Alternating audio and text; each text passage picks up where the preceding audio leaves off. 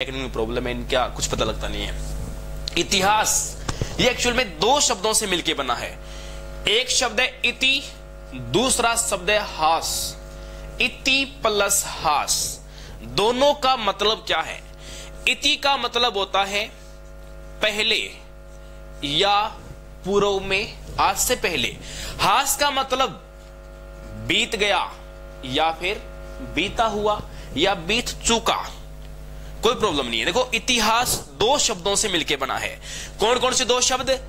इति का मतलब आज से पहले, पूर्व में, और बीत गया कितना पहले, कितने पहले बात को हम क्या कहेंगे? हाँ, लालाराम से निश्चित रूप में ऐसा ही हुआ।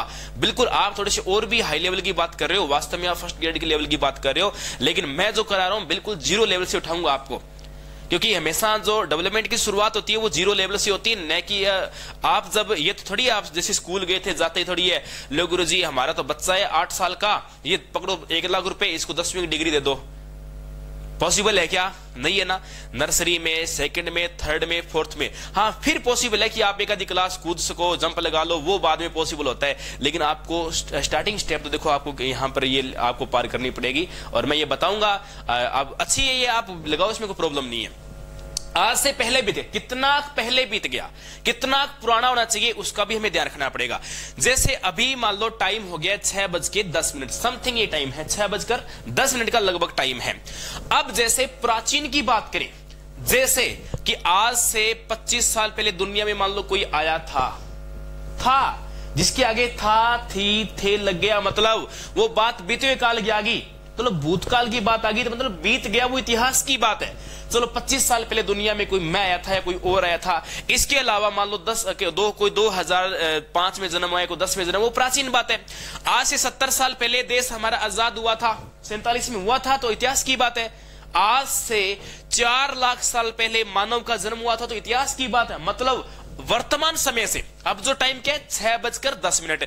इस समय से पहले यदि कोई काल बीत गया, उस बीते हुए काल को क्या कहा जाता है? इतिहास कहा जाता है। वर्तमान समय से पूर्व बीते हुए काल को क्या कहा जाता है? इतिहास। जैसे मैं 6:04 पर लाइव आया था, तो मतलब वो इतिहास की बात होगी, वो काल बीत गया, वो इतिहास की बात होगी कि मैं आज से 6 मिनट पहले या 8 मिनट पहले मैं लाइव आया था, तो वो इतिहास की बात हो चुकी है।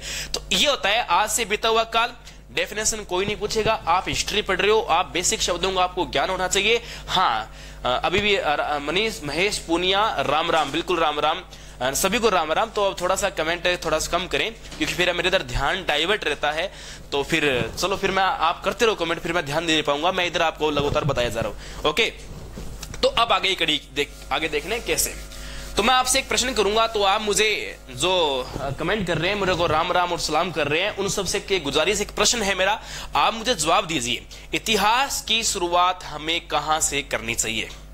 स्टार्टिंग पॉइंट ऑफ हिस्ट्री, कहां से इतिहास की शुरुआत होती है, बताइए। हाँ, अब मैं आपकी कमेंट पढ़ूंगा, जल्दी बताइए। दिव्या शर्मा बोल रहे हैं मारवाड़ तो पूरा कीजिए। मारवाड़ शुरू कब? अच्छा, वो 2 साल पहले शुरू किया था, अब बराबर में परिवर्तन नहीं है क्या? अब आपको डिपेशन वही लग रहा है, वो कल कहीं बोल रहे हैं सर आप तो पहचान में नहीं आ रहे हो।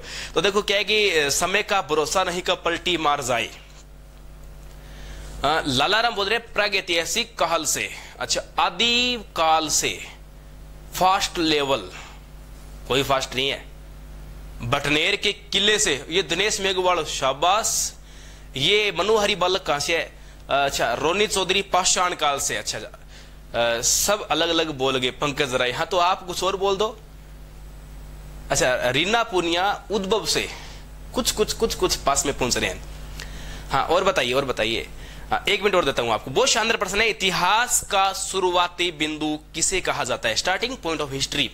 अच्छा, पूनम चौधरी मौर्य काल से। अच्छा, उससे पहले कोई आदमी नहीं था, कोई था ही नहीं पहले।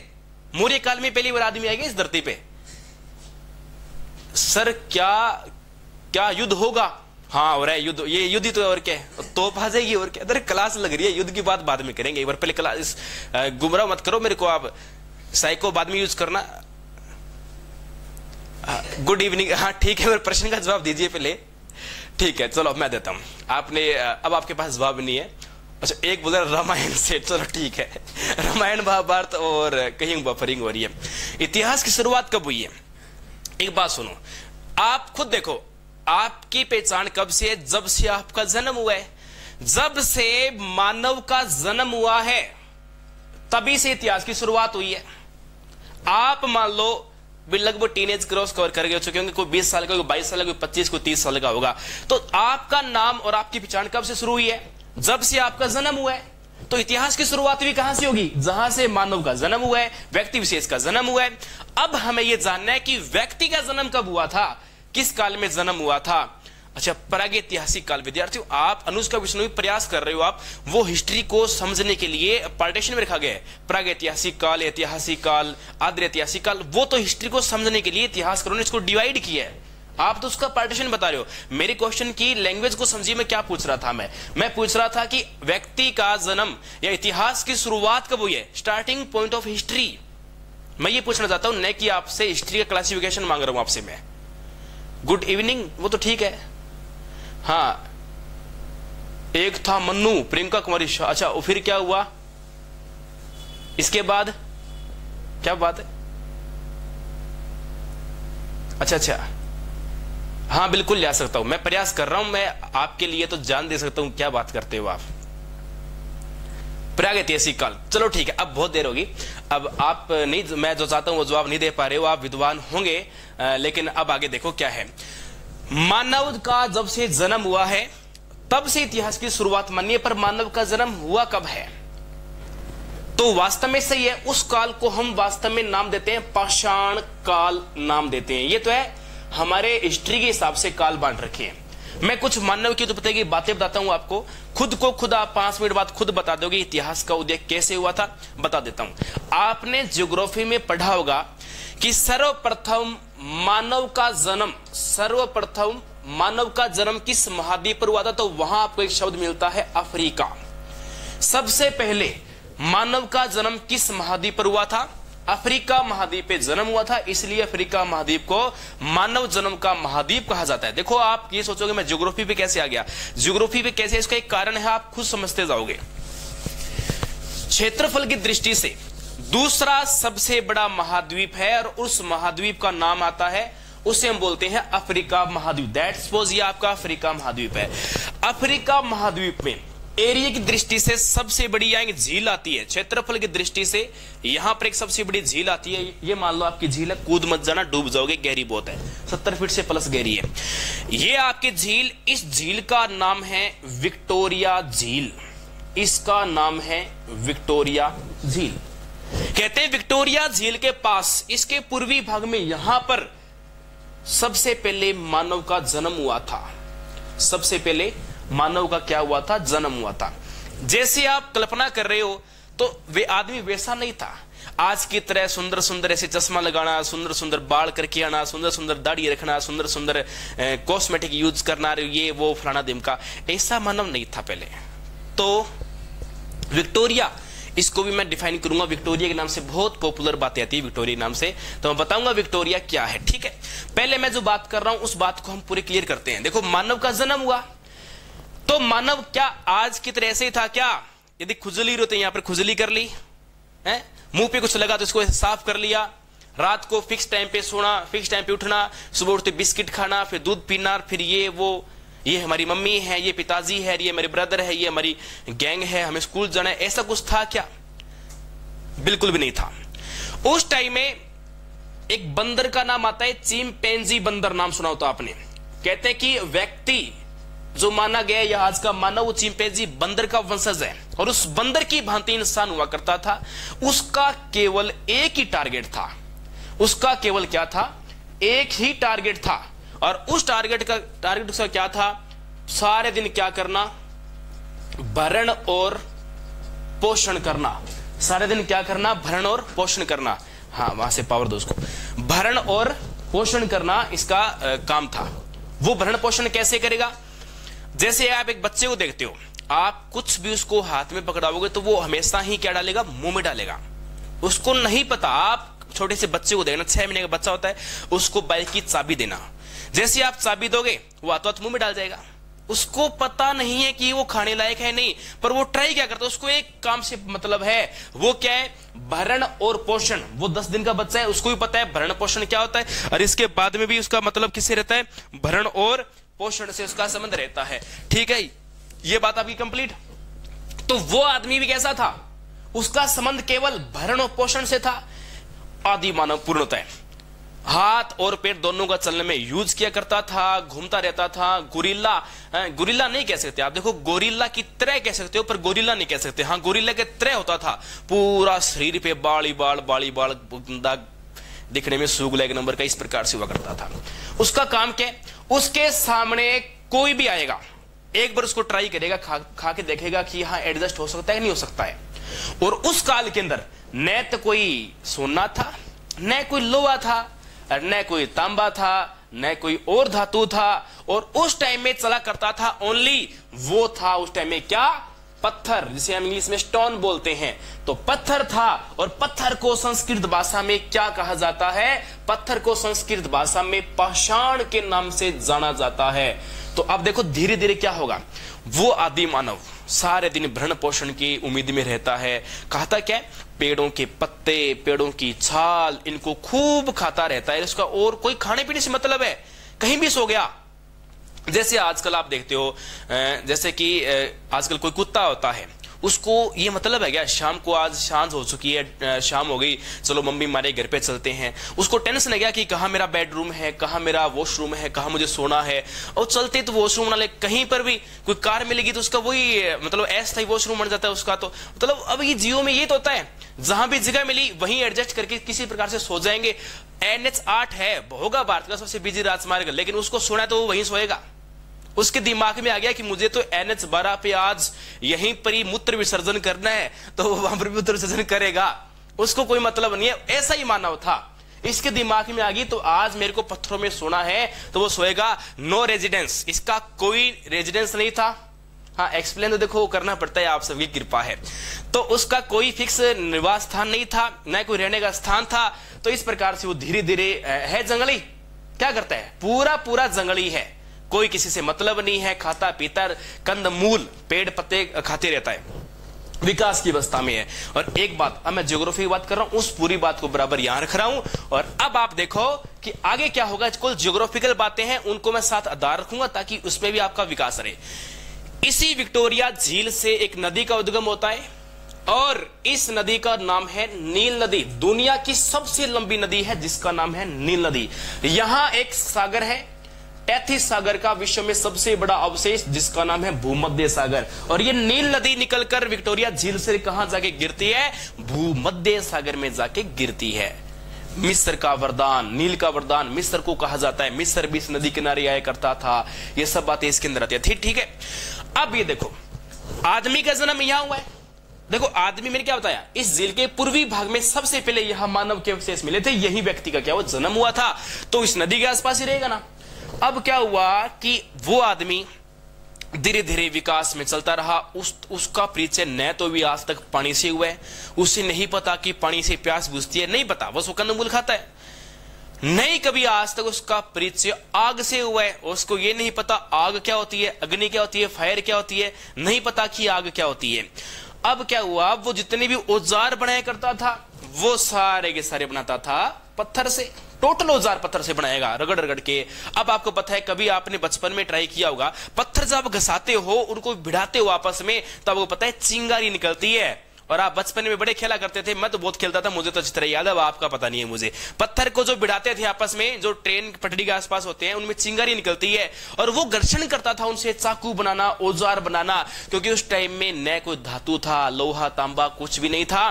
टोटल औजार किससे बनेंगे, टोटल के टोटल औजार बनेंगे तो वो पत्थर से बनेंगे। पत्थर को घसता था। कहते कि एक बार वो प्रयास कर रहा था, और वो एक सामान्य वर्ग का व्यक्ति एक बार जंगल में घूम रहा, उसने देखा कि एक पेड़ से लपटे उठ रही है, आग निकल रही है। आज मैं बोल रहा हूं आग निकल रही है, लेकिन उसको ये नहीं पता था कि वो आग है, इसको छूने से जलन होगी, उसको यदि हम हाथ लगाएंगे तो हम जल जाएंगे, उसको इस बात का नहीं पता था। तो फिर क्या हुआ, अब उसने देखा लपटे आ रही है, जंगल में आग लगी हुई थी। उसने क्या किया, एक लकड़ी की छड़ी उठाई, लकड़ी की छड़ी उठा के उसके पास गया, और जाके उसके देखने लगा, पास जैसे गया उसके अंदर मारी, वो आग भी लकड़ी में और लग गई।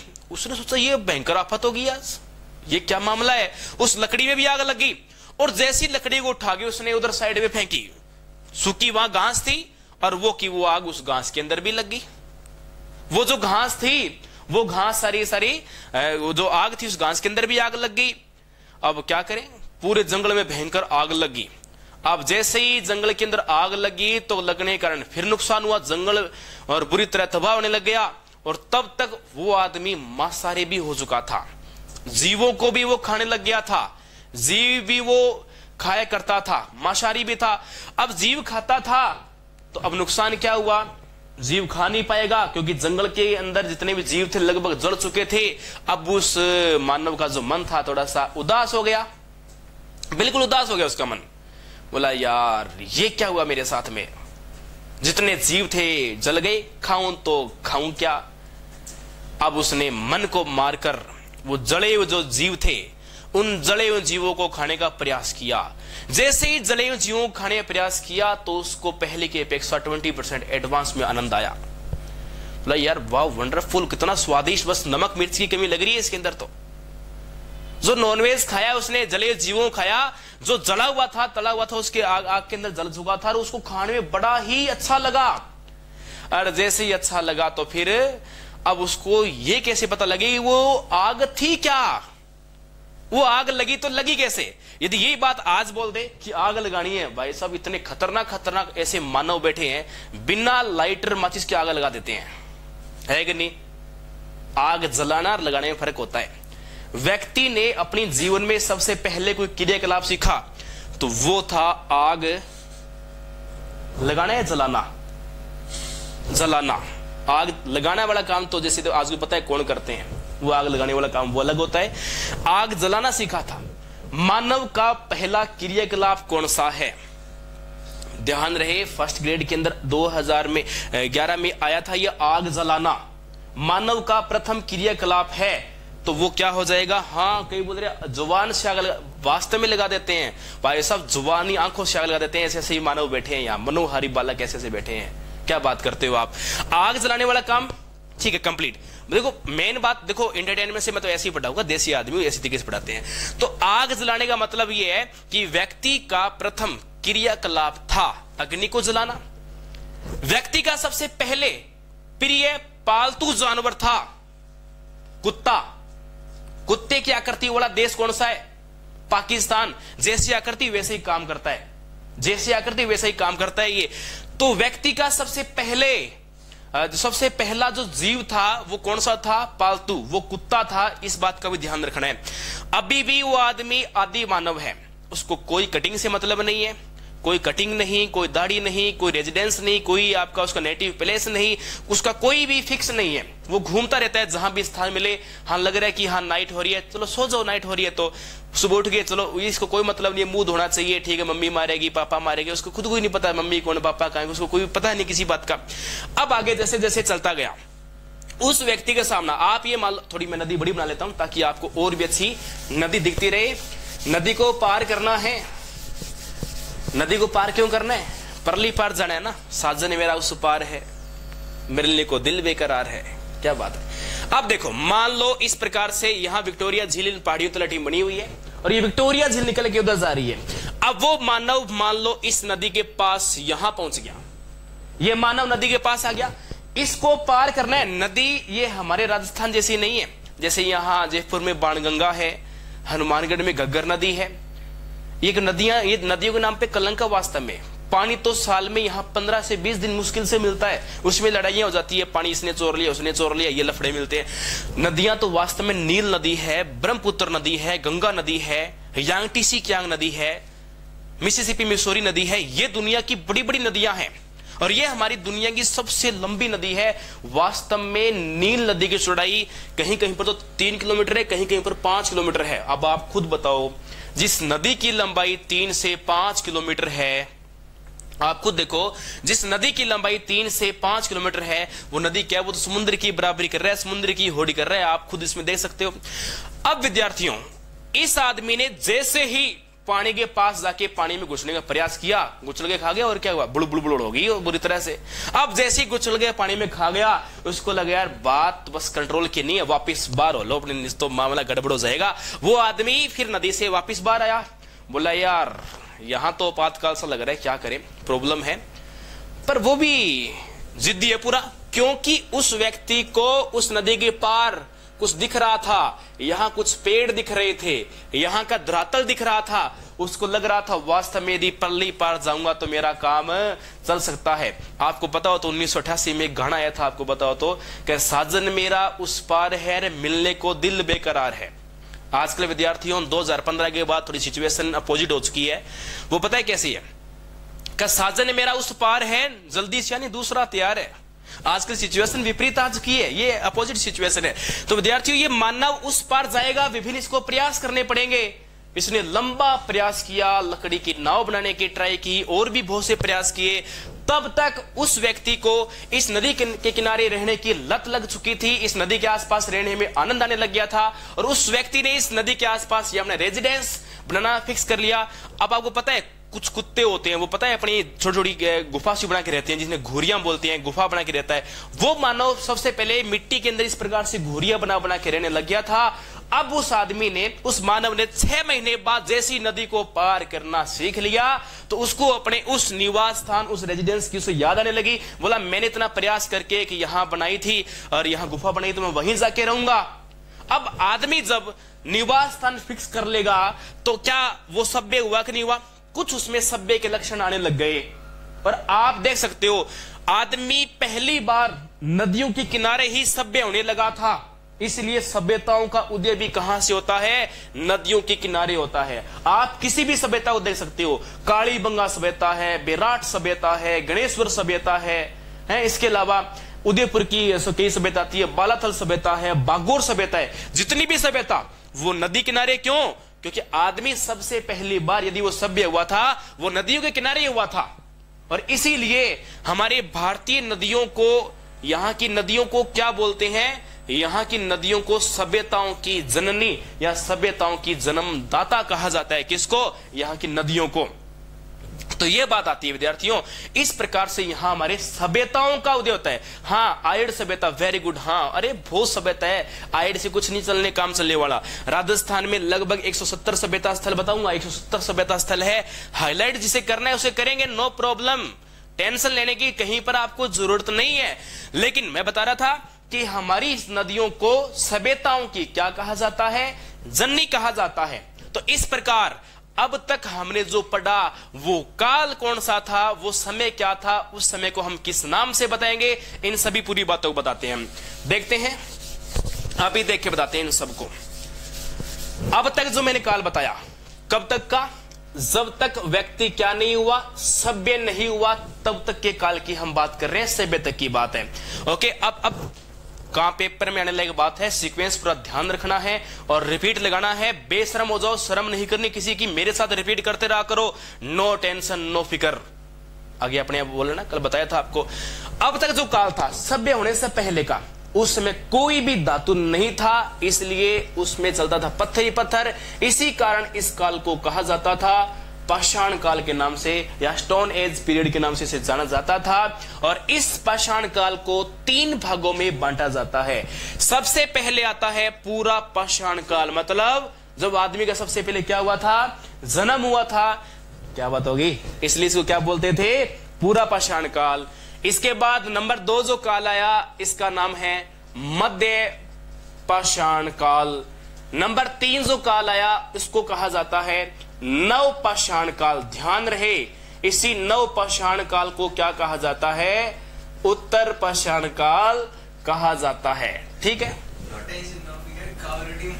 हाँ वेरी गुड, ये बात बिल्कुल, अरे विद्वान है ये, सिखा रखा है इनको मैंने।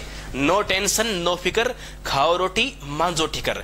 जब तक आप पढ़ाई कर रहे हो तब तक किसी पे भी डिपेंड नहीं रहना, किसी पे निर्भर नहीं रहना। संपूर्ण कार्य आपके सानिध्य में और आपके अधीनस्थ काम होने जरूरी है।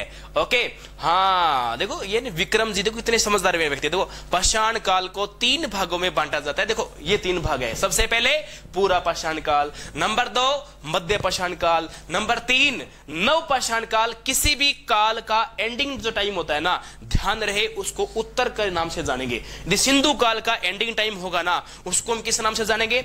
उत्तर सिंधु काल के नाम से। यदि वैदिक काल का अंतिम समय होगा, उसको किस नाम से जानेंगे? उत्तर वैदिक काल के नाम से। मौर्य काल का जो लास्ट का टाइम होगा, उसको किसके नाम से जानेंगे? मौर्य उत्तर काल या मौर्योत्तर काल के नाम से जानेंगे। अब आप लगा लो, जितने भी काल है उनके एंडिंग टाइम जो आता है ना, उसको उसके उत्तर काल के नाम से जाना जाता है। ठीक है, तो 3 बात कवर कर दी मैंने।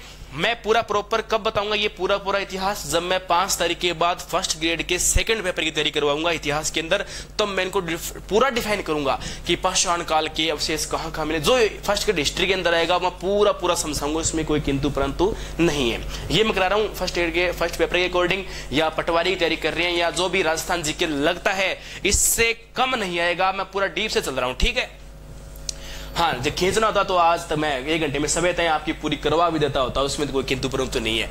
पाषाण काल, मध्य पाषाण काल और नव पाषाण काल, और इसके बाद पूरे विश्व के अंदर अलग अलग सभ्यताओं का उदय होने लग गया था।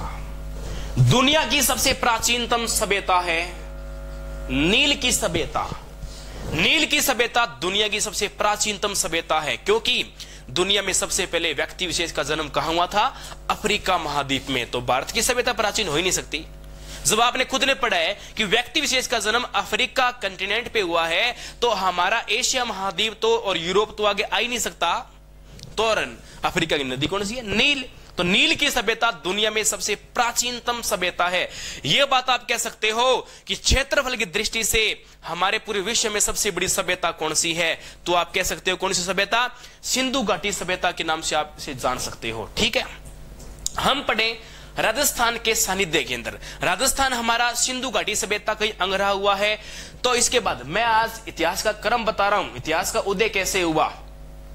किसी भी सिलेबस में ये टॉपिक का नाम नहीं होगा इतिहास का उदय विकास, लेकिन ये इतिहास पढ़ने से पहले जानना जरूरी है विद्वानों।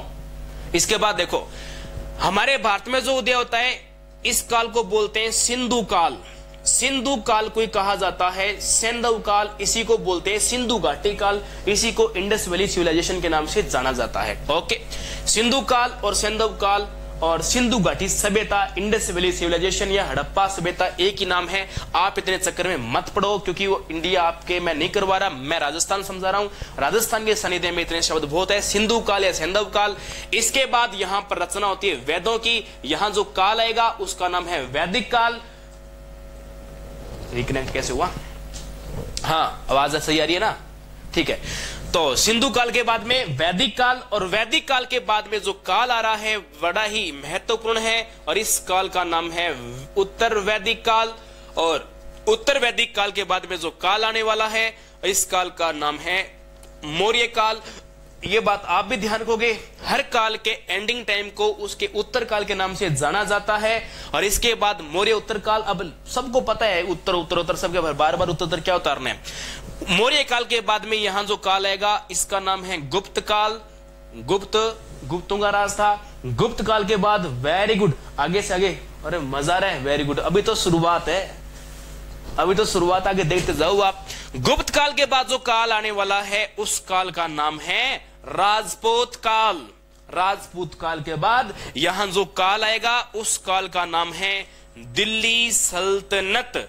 मतलब अब आपको पता लग रहा है, सल्तनत अरबी भाषा का शब्द है, हम बोलते हैं साम्राज्य। और मोमडन जो राजा आए थे, मोमडन जो बाहर के विदेशी आक्रमणकारी थे, उन्होंने अपना शब्द दिया, वो था सल्तनत। हम बोलते हैं साम्राज्य, वो क्या बोलते हैं? सल्तनत। उन्होंने, और उनके कुल 5 वर्ष टोटल आए थे, उन्होंने उस समय दिल्ली को ही अपना प्रमुख केंद्र रखा था, इसलिए उस समय को क्या बोलते हैं? दिल्ली सल्तनत बोलते हैं। मुसलमान सत्ता भारत में स्थापित होने के बाद मुसलमानों का पतन मुसलमान करेगा, क्योंकि हर बाप का एक बाप होता है जिसे दादा के नाम से जाना जाता है। मुसलमानों का पतन करेगा मुसलमान। यहां पर 5 वंश सल्तनत काल में अलग अलग आ गए थे। अब इसके बाद में यहां जो मोमडन आएंगे जिनका नाम है मुगल, और इसके बाद जो काल आएगा उसे कहा जाता है मुगल काल। मुगलों को बड़ा घमंड अपने आप ही हुआ था। बाबर, अकबर जैसे यहां महान सम्राट हुए अपने आप में, घमंड तो फिर रावण का ही नहीं रहा था। कहते हैं कि जब किसी को और कॉन्फिडेंस हो जाए ना, फिर वो कॉन्फिडेंस टूटना बहुत जरूरी है। कॉन्फिडेंस ठीक है, पर और कॉन्फिडेंस गलत होता है। इनको लगने लगा कि बस दुनिया के बादशाह हम ही है, बुलंद दरवाजा बन जाते तो हमारे से बड़ा कोई हो ही नहीं सकता। शाहजहां ने सोचा मैंने ये कर दिया, कोई हो नहीं सकता। जहांगीर सोचे बस हमारे से बड़ा कोई राजा नहीं है, क्योंकि मैंने 2 मिनट पहले क्या बोला है, हर बाप का एक बाप होता है जिसे दादा बोलते हैं। तो इनके साथ चाल खेले गए। मुगलों के बाद में यहां इंग्लैंड के अंदर एक कंपनी की स्थापना होती है, ईस्ट इंडिया कंपनी, और उनके एजेंट और उस कंपनी का इंडिया में आगमन होगा। और यहां पर इसके नेक्स्ट टाइम बता रहा हूं, क्योंकि यहां स्पेस नहीं होगा तो मैं यहां बता रहा हूं। इसके बाद यहां पर ब्रिटिश कंपनी यहां पर आगमन कर जाएगी, तो उस काल को जाना जाएगा किस नाम से, ब्रिटिश काल के नाम से जाना जाएगा। और ब्रिटिश काल में यहां पर ईस्ट इंडिया का कंपनी का काल शुरू हो जाता है। ये 2 पार्ट्स में डिवाइडेड है, और 1858 के बाद ये काल शुरू हो जाएगा। और कौन से काल क्या बोलेंगे इसको, ब्रिटिश ताज काल के नाम से जानेंगे। और हमारा देश 1947 में स्वतंत्र हो जाता है। यहां पर लॉर्ड माउंटबेटन की योजना के तहत आजाद हो जाता है। सांप्रदायिक विभाजन होने के बाद हमारे देश में जनता के लिए लोकतंत्र का निर्माण होता है, और इसके बाद जो काल चलेगा उसे लोकतंत्रात्मक काल के नाम से जाना जाता है। 26 जनवरी 1950 को भारत में क्या लागू हुआ, संविधान लागू हुआ। इस संविधान लागू होने के बाद भारत में गणतंत्र का निर्माण हुआ, लोकतंत्र बना। और इसके बाद जो आज का आधुनिक काल है, उस आधुनिक काल को किस नाम से जाना जाता है, लोकतंत्रात्मक काल के नाम से जाना जाता है। सन 1950 से 2019 तक का ये जो लगातार आज इस 6:45 बजे तक का जो समय है, अब तक के काल को हम क्या बोलेंगे, इसको लोकतंत्रात्मक या आधुनिक काल बोलेंगे। तो विद्यार्थियों, ये था आपका कालक्रम, आज तक इतिहास में किस प्रकार से कैसे कैसे काल आए हैं। तो आप सभी मेरे साथ रिपीट करो। सबसे पहले पाषाण काल, जिसे बांटा गया है 3 भागों में। सबसे पहले पूरा पाषाण काल, नंबर 2 मध्य पाषाण काल, नंबर 3 नव पाषाण काल। व्यक्ति का जन्म सबसे पहले हुआ पूरा पाषाण काल में, कुछ क्रियाकलाप सीखेगा मध्य पाषाण काल में। इसके बाद व्यक्ति सभ्य हुआ किस काल में, नव पाषाण काल में सभ्य होता है। इसके बाद लगातार आगे के आगे जो आगे काल बनते हैं वो आपका सिंधु काल, इसे सिंधव काल बोलते हैं। इसके बाद वैदिक काल आया, फिर उत्तर वैदिक काल आया, इसके बाद मौर्य काल आया, और फिर गुप्त काल, फिर राजपूत काल, फिर दिल्ली सल्तनत, फिर मुगल काल, और इसके बाद ब्रिटिश काल, ब्रिटिश ताज काल, और लोकतंत्रात्मक काल, जिसे आधुनिक काल के नाम से जाना जाता है। देखो विद्यार्थियों, हर एक समय का हमें सदुपयोग करना है। समय चाहे कोई भी है, हर एक समय का हमें, सर ये थोड़ा देखना इसको, हमें हर एक समय का सदुपयोग करना है। 1 मिनट,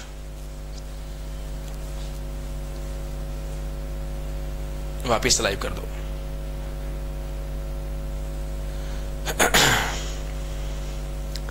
हाँ विद्यार्थियों, तो हमें हर एक छोटे से छोटे समय का सदुपयोग करना है।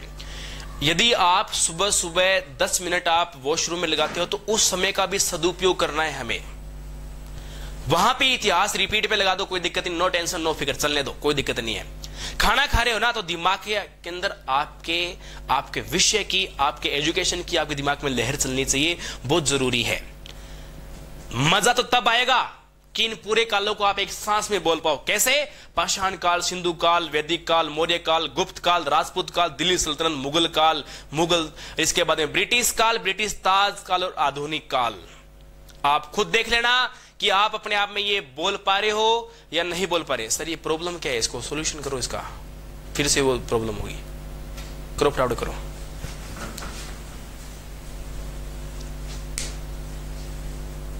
इन एप्स को अपना फिर लॉक करना जरूरी है।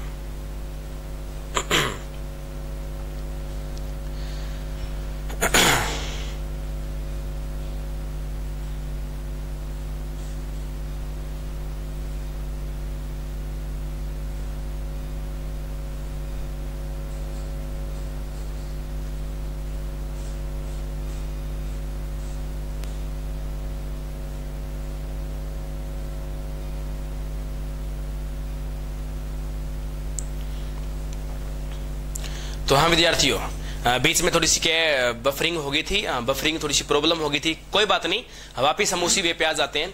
तो मैं कह रहा था कि मजा तो हमें तभी आएगा कि जब हम इसको एक सांस में लगातार बिना रुके बोलेंगे, क्योंकि प्रैक्टिस मैक्स में परफेक्ट, जितना अभ्यास करोगे उतना ही कम है। लगातार देखो विद्यार्थियों, मजा ऐसे नहीं आता है। मैं पढ़ाऊंगा तो आपको रिस्पॉन्स मेरे बराबर देना पड़ेगा, और मैं टेस्ट सीरीज भी शुरू करूंगा। जो जो पढ़ा रहा हूं उसका टेस्ट हो सके 2 दिन में बार बार साथ साथ में लेता रहूंगा, इसमें कोई किंतु परंतु नहीं है।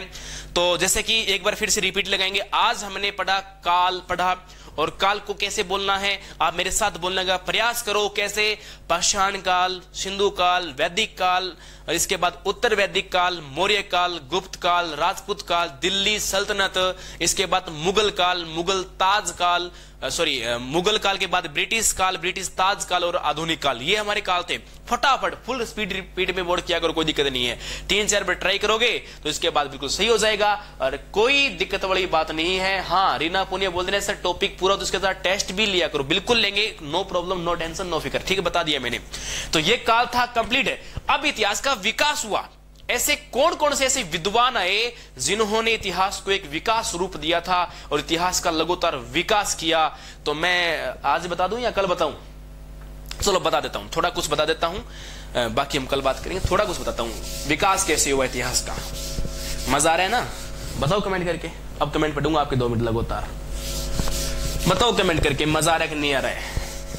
लोग बोलते हैं इतिहास दुखी है, इतिहास से दुखी होते हैं, इतिहास गंदी बहुत है। मैथ की लाइव क्लास मांग रहे हो, सर को थोड़ा सा समय दो, क्योंकि क्या है कि हम तो इस बोर्ड पे काम चला लेंगे, पर मैथ वाले सर को आपको पता है स्मार्ट बोर्ड की बड़ी उनको आवश्यकता है, प्रोजेक्टर की आवश्यकता है। तो वो हमारा ऑर्डर किया हुआ है, तो वो बिल्कुल हम उसको अवेलेबल करवाएंगे, नो प्रॉब्लम, उसकी आप टेंशन मत लो। तो जो क्लास जैसे नॉर्मल वे में चल सकती है तो उनको तो हमने लाइव कर दिया है, और आगे मैथ्स, रीजनिंग और साइंस की क्लास है वो टीचर्स फैकल्टी फुल है हमारे पास, उसकी प्रॉब्लम नहीं है। बस थोड़ा सा ये है कि थोड़ा सा एसेसरीज में थोड़ी कमी रह रही है, वो पूरा हो जाएगा, नो प्रॉब्लम। ठीक है, तो आगे थोड़ा बता देता हूं इतिहास के बारे में आगे। हाँ, रीना पुणे बता रहे हैं, यस यस, वेरी गुड। परी चौधरी, क्या बात, आज पहली बार हिस्ट्री समझ में आई है। बस, तो आज पहली बार नहीं, अब लाइफ में आएगी आपको। तो कई बार मैं एक फेमस दुआ है, मैं कई बार बोलता हूं चलते फिरते, जिंदगी में कभी खुशी कभी गम होता है। जिंदगी में कभी खुशी कभी गम होता है, इतिहास को वही समझता है जिसके सीने में दम होता है। ठीक है, तो विद्यार्थियों थोड़ा सा मैं इसको और आगे क्रम देता हूं। जैसे कि इतिहास का विकास की हम बात करें तो एक जनक शब्द मिलता है हमें। जनक कौन इसको आगे डेवलपमेंट में लेके जाता है? 3 शब्दों पे ध्यान देना है। एक तो ध्यान देना है विश्व स्तर पे, नॉर्मल है। नंबर 2 इंडियन स्तर पे। नंबर 3 बात करेंगे हमारे राजस्थान के स्तर पे बात करेंगे। विश्व के अंदर एक व्यक्ति जिनका नाम हेरोडोटस, भारत में एक विद्वान जिनका नाम महर्षि वेदव्यास, नेपाल के निवासी है, और राजस्थान में तो व्यक्ति विशेष तो कई आए, लेकिन इन सब में जो एक सबसे महान व्यक्ति पधारा यहां पर, जिसका नाम कर्नल जेम्स टॉड। ठीक है, 3 व्यक्ति। हेरोडोटस का संबंध था यूनान से, वेदव्यास का संबंध था नेपाल से, क्योंकि नेपाल पहले इंडिया का ही भाग था, इसलिए मूल रूप से भारतीय ही माने जाते हैं। इसके बाद कर्नल जेम्स टॉड का संबंध था इंग्लैंड से। ठीक है, इन्हें बोलते हैं विश्व इतिहास का पिता। ये एक बुक लिखते हैं, और उस बुक का नाम था हिस्टोरिका। यूनानी भाषा में एक बुक लिखी जिसका नाम था हिस्टोरिका। लिखने वाले कौन है? हेरोडोटस है। तो ये इनको लिखने वाले व्यक्ति थे। इसके बाद वेदव्यास। देखो हमारे भारतीय लोग है ना, बुक बाग छोटे मोटे काम नहीं करते। हम लोग जो काम करते हैं उसका कोई तोड़ नहीं होता। वेदव्यास जी एक ग्रंथ लिखेंगे जिसका नाम है महाभारत। देखो क्या है कि हम छोटे मोटे काम नहीं करते। आप भूगोल के जनक पढ़ना, एक भी भारतीय आदमी नाम नहीं मिलेगा आपको। हिकेटियस है, अलेक्जेंडर है, इरेटोस्थनीज है। पहली बात तो हमारे ऐसे नाम ही नहीं होते। हमारे तो नाम धन्नाराम, परशुराम, संतलाल, ये तो हमारे नाम होते हैं। कुदरती मालूम आई जाए भूगोल का जनक कौन है, सतराम जी, तो हमारे तो नाम ही ऐसे होते हैं। क्या करें, स्योंग से भूगोल में किसी का योगदान नहीं है। हम तो इतिहास रचते हैं। देखो अब रचा, देखो आप, ऐसा भी मन में आगे ने इतिहास लिखना है, छोड़ेंगे ना तेरा साथ हो साथ ही मरते दम तक। एक बार शुरू कर दिया तो अंतिम सांस जब तक शरीर से ना निकल जाए ना, तब तक भाई साहब कलम छोड़ने वाले नहीं है। वेद व्यास जी मरते दम तक इतिहास लिख रहे थे, रचना कर दी महाभारत। कर लो तुलना, आ जाओ दुनिया वालों, लगा लो जोर बराबर में। दुनिया में जितने भी ग्रंथ है, पुस्तकें हैं, आप तुलना कर सकते हो। आज तक बराबर में टक्कर देने वाला जैन अवस्था कई पार्श्व ग्रंथ बोलेंगे नहीं है टक्कर देने वाला, महाभारत की टक्कर कोई नहीं है। महाभारत दुनिया का सबसे बड़ा महाकाव्य, गा भी सकते हैं। आपने मध्य भागवत गीता का नाम सुना है, जिसको 7-7 दिन में पूरी करते हैं लोग, 7-7 दिन में गीतों के माध्यम से पूरा करते हैं। वो मध्य भागवत गीता, इसका 20% भाग, छोटा सा अंग है महाभारत का। विद्यार्थियों, इतनी बड़ी रचना हमारे भारत के अंदर हुई है। तो भारतीय इतिहास के पिता कौन है? वेद व्यास जी, नेपाली है और रचना करते हैं महाभारत की। इसके बाद कर्नल जेम्स टोड कौन है? राजस्थान इतिहास के पिता, फादर ऑफ राजस्थान हिस्ट्री के नाम इनमें नाम आता है। हालांकि नाम तो गौरी शंकर ओझा का भी आता है, नाम तो मोहनोत नैणसी का भी आता है, नाम तो इसके अलावा और भी की कलाकारों का आता है। तो उन सबको मैं कल बताऊंगा क्या है, लेकिन आज इसको पूरा कर दूं। कर्नल जेम्स टोड ने राजस्थान में भ्रमण करने के बाद 1829 में ग्रंथ लिखा, पुस्तक लिखी, ग्रंथ तो हम लिखते हैं। उस बुक का नाम था द